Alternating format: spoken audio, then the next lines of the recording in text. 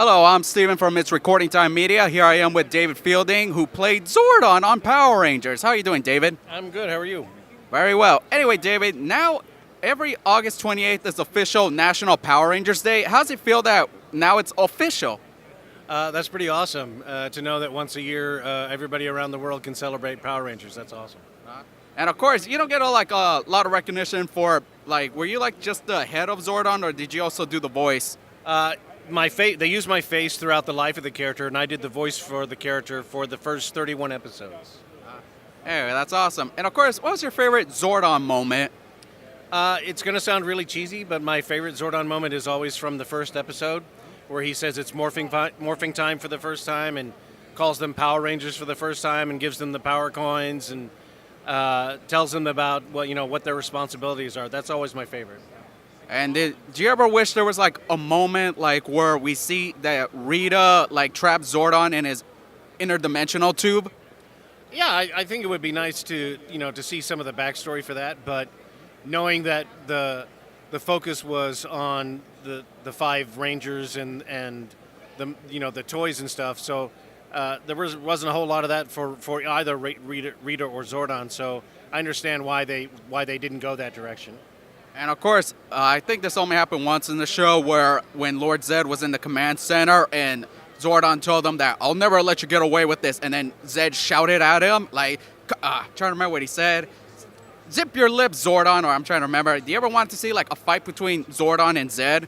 Well, it's interesting. I mean, in the 2017 movie, it was very clear that Zordon was a Ranger at one point.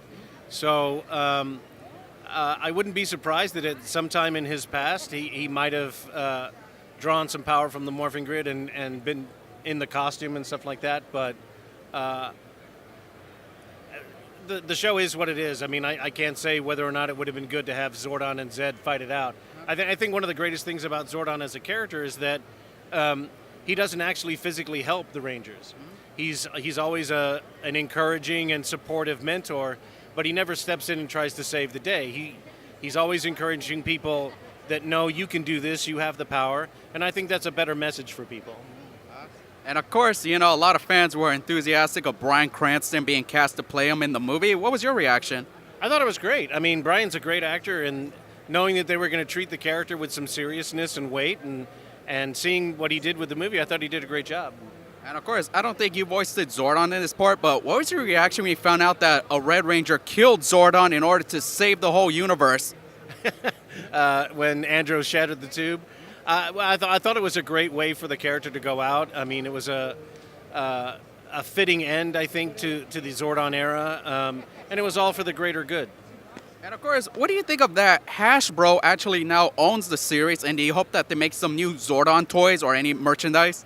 Yeah, it would be really nice. I mean, everybody else has all these wonderful things they get to sign, and there isn't a whole lot of collectible stuff for Zordon. So it would be nice to see if they do go down that road. Although I'm not really sure what their plans are, so I don't know.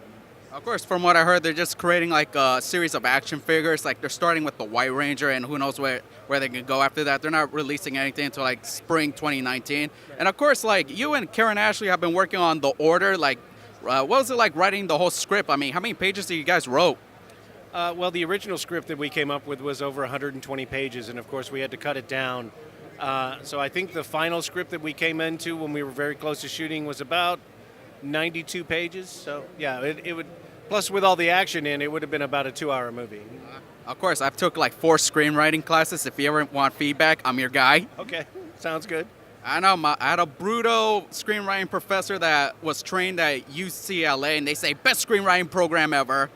Yeah. And of course, one other thing I want to talk to you about is, of course, The Order. You guys have this comic which you and Karen wrote. Are you guys writing any more installments for the comic? Yeah, and as far as I know, Karen has planned 3 volumes. So this one is volume 1.